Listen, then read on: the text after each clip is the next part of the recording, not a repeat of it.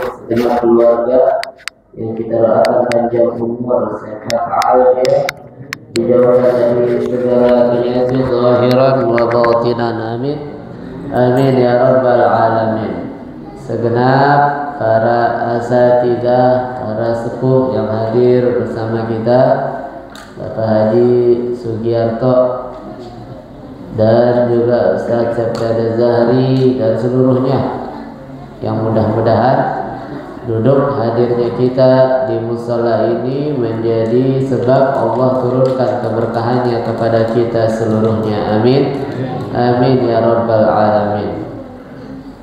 Alhamdulillah, kita bersyukur pada Allah Subhanahu wa taala yang memberikan kita nikmat sehat afiat, nikmat panjang umur, nikmat taufik hidayah, sehingga dengan taufik dan hidayah kita dapat duduk hadir istiqamah melaksanakan sholat maghrib berjamaah, kemudian sholat isya berjamaah, kemudian juga kita membaca surah Yasin, tahlil beserta doa wahbah yang kita niatkan, kita khususkan untuk para almarhumin keluarga kita, dan kita lanjut dengan mendengarkan nasihat-nasihat yang datangnya dari Al-Imam Al-Habib Abdullah bin Ali Al-Haddad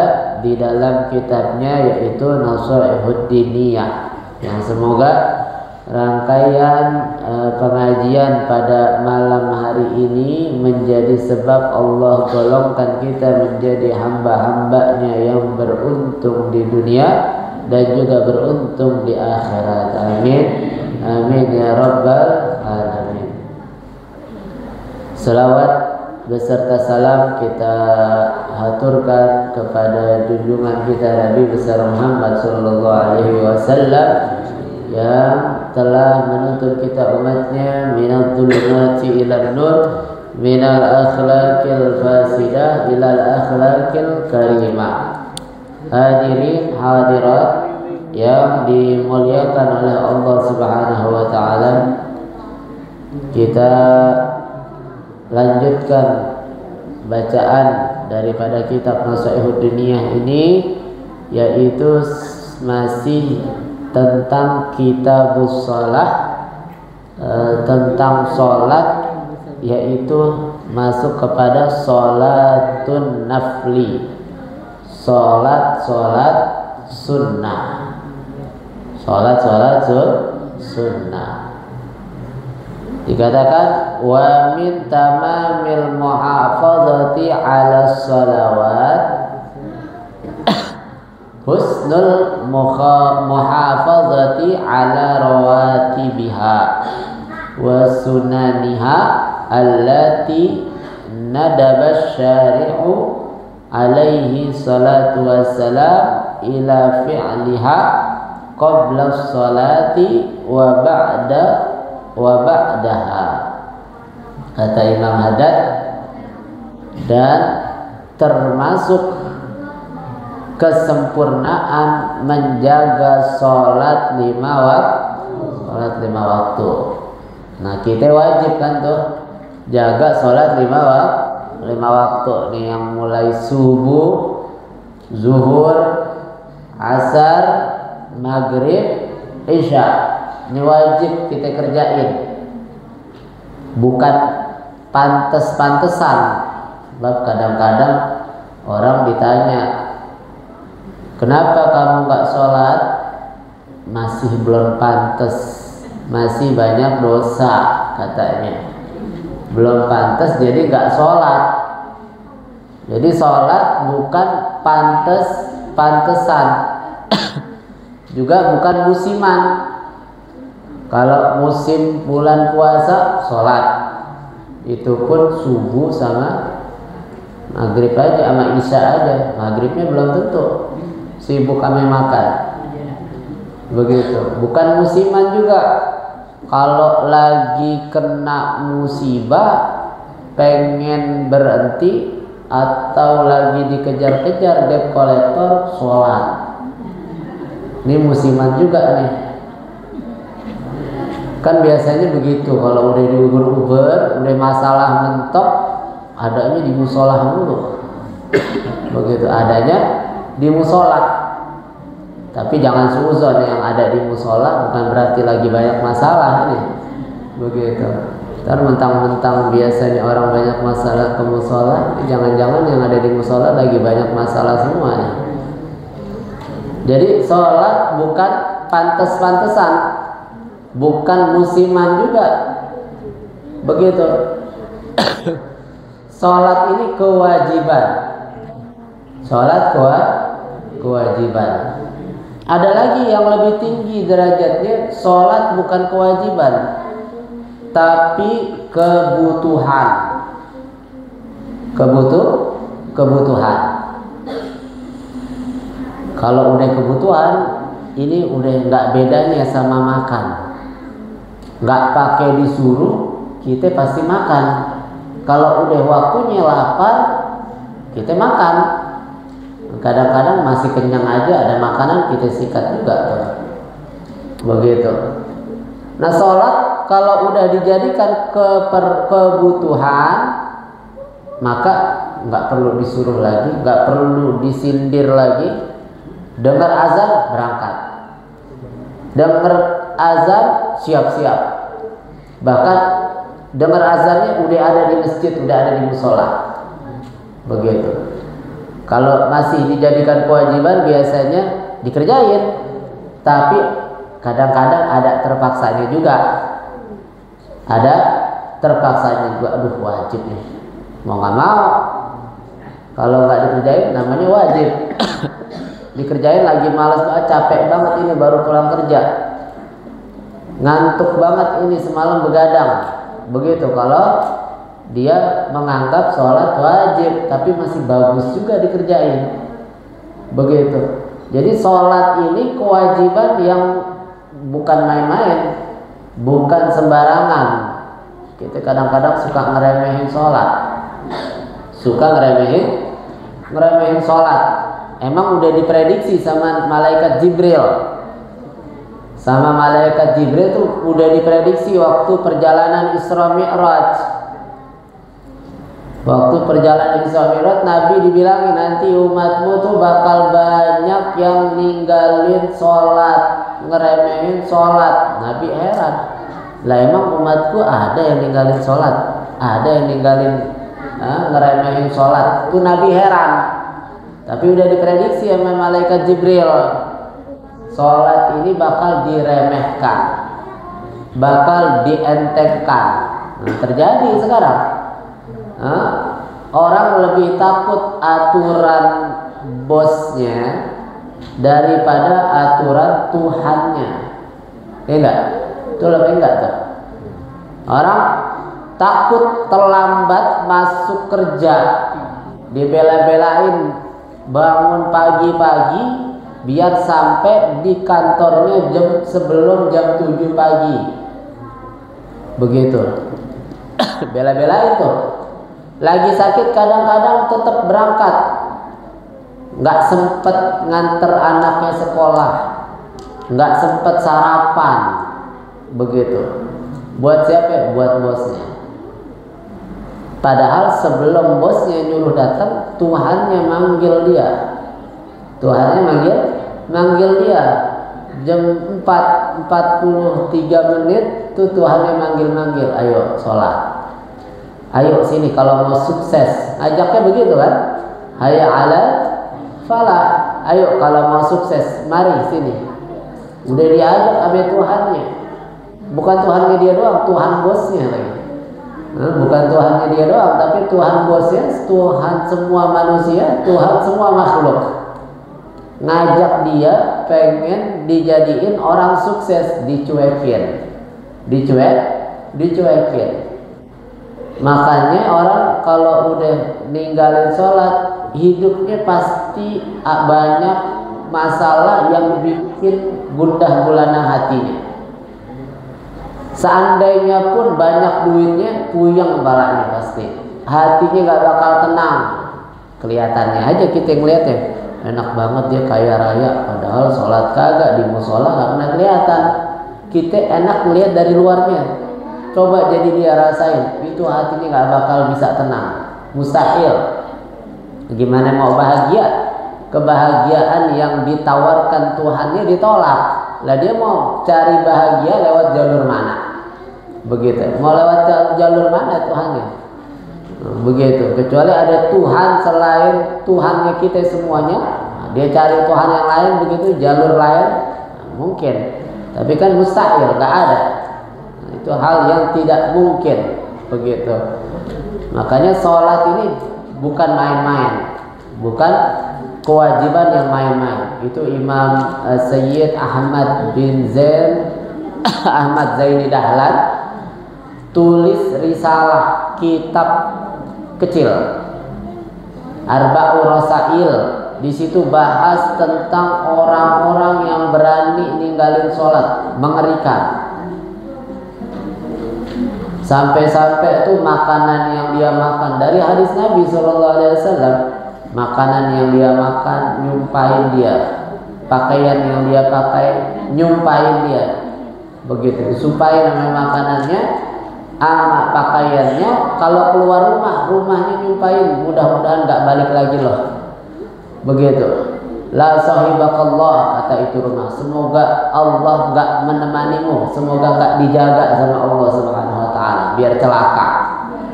Terus namanya dicatat di pintu neraka, namanya dicatat Fulan bin Fulan, udah ada listnya, begitu. Udah ada listnya, boleh dicek kira-kira nama kita ada nggak listnya tuh di pintu neraka. Boleh dicek. Gimana taunya? Ngeceknya gimana? Ngeceknya kita sholat 5 waktu apa enggak? Sholat 5 waktu apa enggak? Kalau kita enggak sholat 5 waktu, pasti nama kita udah ada di pintu neraka. Ngilanginnya gimana, Ustaz? Perasaan saya dari kecil baru ini nih ada di musola, begitu. Baru tahun-tahun ini baru rajin sholat. Yang dulu-dulu gimana? Harus wajib diqodho. Jangan kita anggap, kan nanti kalau udah meninggal tuh ada anak saudara kita pada bikinin fidyah ganti sholat, katanya itu nggak menjamin, itu tidak menjamin, itu cuma harapan mudah-mudahan diterima sebagai ganti kekurangan dari sholatnya, ganti kekurangan dari puasanya, begitu. Jadi nggak bisa diandelin, belum tentu. Makanya itu mumpung masih hidup, kita jaga sholat 5 waktu. Terus yang udah ketinggalan, yang udah lewat kita lupa, kita kodoin dah pelan-pelan. Kita kodok pelan-pelan. Habis sholat isya model begini, kita sholat ba'diyah nanti. Habis itu kita kodok usolli fardhu isya'i 4 raka'atin qada'an lillahi ta'ala, sholat 4 lagi. Besok begitu lagi, maghrib begitu juga, zuhur begitu juga. Nah, kalau asar sama subuh, sholatnya jangan habis subuh, jangan habis asar, ntar diomongin orang, begitu. Karena sholat habis subuh habis asar kan haram, walaupun nggak apa-apa, cuman orang kadang-kadang kan nggak tahu kalau kita lagi qadha sholat. Kalau qadha sholat boleh. Yang haram sholat sunnah tertentu aja, habis asar sama habis subuh. Kalau qadha sholat boleh-boleh aja. Kita sholatnya jangan di musola, di rumah aja qadhanya. Kita qadha pelan-pelan. Sebab kalau bukan kita siapa lagi?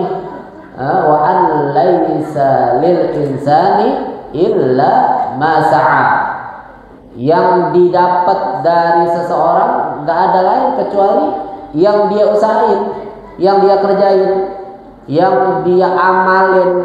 Kalau kita nggak beramal, berharap dapat pahalanya dari mana? Beramal kagak, ngekerja kagak, minta gaji.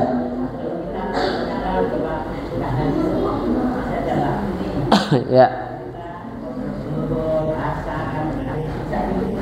Nah ya, boleh juga lagi tahajud banyak waktunya sekalian kita qadha sehari itu 5 waktu.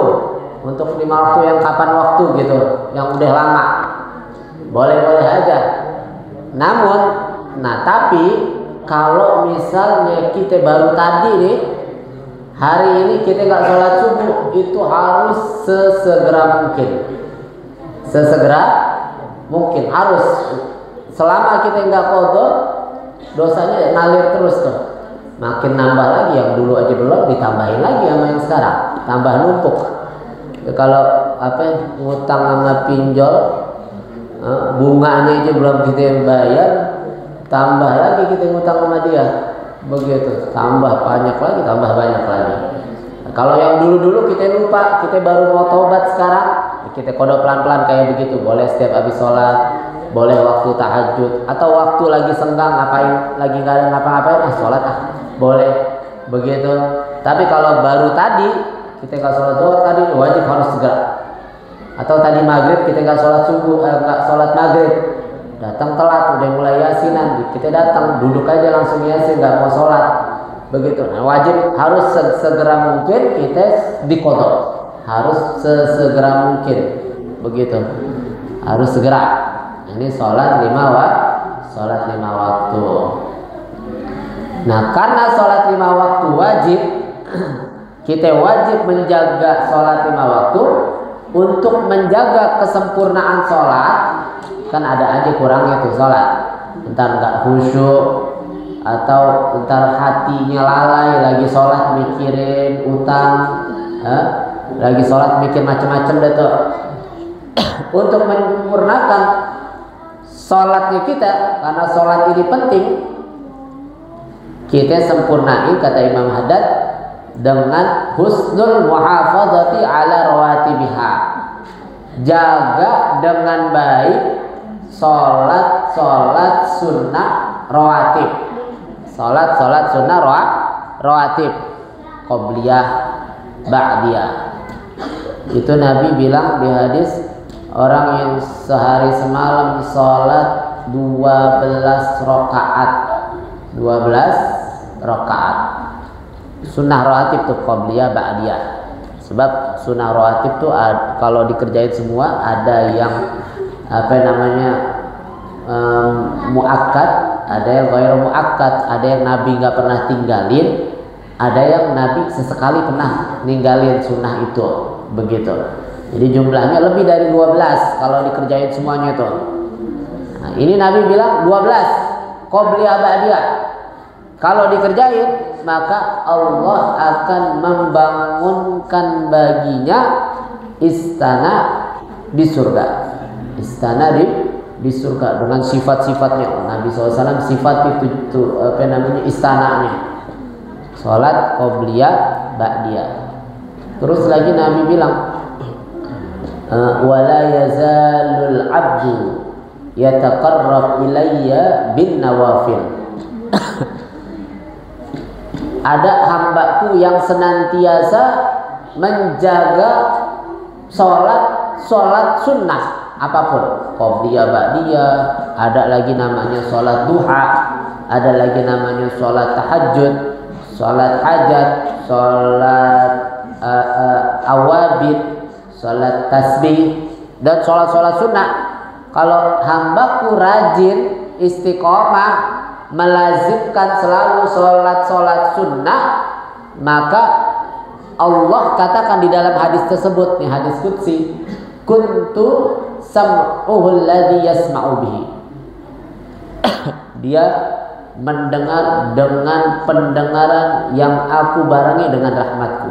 Matanya digiring untuk selalu berbuat baik, diberi taufik. Tangannya begitu juga, kakinya begitu juga, selalu ditemani dengan taufik hidayah dari Allah Subhanahu wa taala. Jadi jauh dari maksiat, jauh dari dosa, dijaga begitu. Sebab kita kan menghindar dari maksiat bukan usahanya kita sendiri, nggak bisa kita. Kalau usahanya kita harus dengan bantuan taufik dan inayah, bantuan dari Allah. Kalau nggak ada itu, kita nggak bisa ninggalin maksiat, begitu. Makanya jangan heran kalau ada orang yang terlihat soleh tapi dia bikin dosa, jangan heran. Begitu, jangan heran, sebab bukan dia yang bisa jaga dari maksiat, tapi Allah Subhanahu wa ta'ala. Ini sholat sunnah rawatib. Sholat sunnah rawatib dijaga. Wa sunaniha allati nadaba syari', dan sunnah-sunnahnya seluruhnya yang lain. Sunnah-sunnah sholat yang disyariatkan oleh Nabi Muhammad, syariatnya Nabi Muhammad, begitu, untuk dikerjakan qabla sholati wa ba'da sholat. Ada qobliyah subuh. Qobliyah subuh. Nabi komentar tentang qobliyah subuh. Raka'atal fajri khairun minad dunya wa ma fiha. 2 rakaat subuh ini lebih bagus, lebih berharga, lebih baik dari dunia dan seisinya. Lebih baik, bukan setara. Terus qobliyah zuhur 2 rakaat, boleh dikerjakan juga 4 rakaat. Biasanya guru-guru kita 4 rakaat nih. Qobliyah zuhur, ba'diyah zuhur juga 2 atau 4 rakaat. Qobliyah ba'diyah zuhur itu Nabi SAW katakan ini waktu zuhur adalah waktu mustajab. Kenapa? Sebab waktu itu futihat abwabus sama. Saat zuhur itu pintu langit lagi dibuka. Pintu langit lagi dibuka. Nah kan kita kalau doa kiblatnya langit. Kalau kita sholat kiblatnya Ka'bah. Kita sholat kiblatnya Ka'bah. Makanya nih kiblatnya ini apa, di musola rasa-rasanya kayak mau ngejerumusin imamnya. Imamnya suruh belok, ini makmumnya lurus semuanya. Ini sejadahnya tuh. Begitu, sejadah dibelokin, yang belakang lurus semua. Jadi kalau ngikutin sejadah, imamnya ke sono, makmumnya ke sono, begitu. Nggak nyambung kan. Walhasil kiblatnya sholat Ka'bah. Kiblatnya doa langit, bukan Ka'bah. Memang lebih afdal menghadap Ka'bah juga, tapi kiblatnya ke langit. Makanya Nabi doa apa itu? Doa wudunya Nabi mengangkat tangannya sampai setinggi-tingginya. Asyhadu an la ilaha illallah wahdahu la syarikalah wa asyhadu anna sayyidana Muhammadan abduhu wa rasuluh. Allahumma ij'alni minat tawwabin waj'alni minal mutatahhirin waj'alni min ibadikas shalihin. Itu sampai tinggi tangannya. Waktu perang Badar begitu juga Nabi angkat tangannya setinggi-tingginya. Doanya Nabi sallallahu alaihi wasallam. Ini waktu zuhur pintu langit terbuka. Asar begitu juga, qobliyah asar. Asar qobliyah doang, ba'diyahnya enggak ada. 4 rakaat qobliyah asar. Itu Nabi komentar rahimahullah imra'an shalla qabla al-'asri arba'an. Semoga Allah merahmati orang yang sholat 4 rakaat sebelum asar. Kalau 4 rakaat boleh 2 rakaat, boleh sekaligus 4 rakaat, 1 salam, 1 tahiyat. Begitu cara kerjainnya. Jadi asar qobliyahnya 4 rakaat.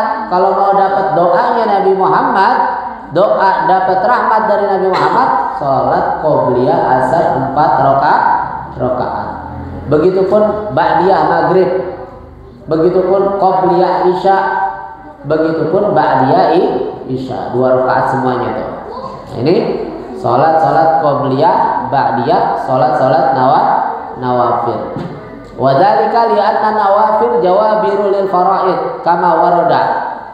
Ini kata Imam Haddad, ini sholat sunnah ini adalah penambal dari sholat wajib yang kurang-kurang. Kalau ada kurang-kurangnya ditambal namanya sholat sunnah rawatib.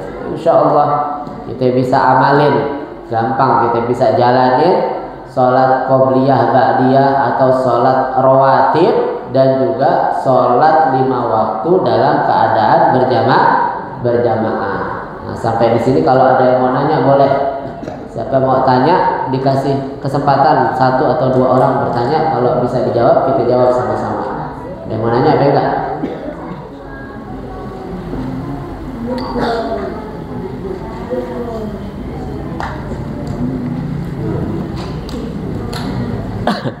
Biar nggak mangap-mangap doang nih. Bagian belakang biasanya cengar-cengir doang tuh.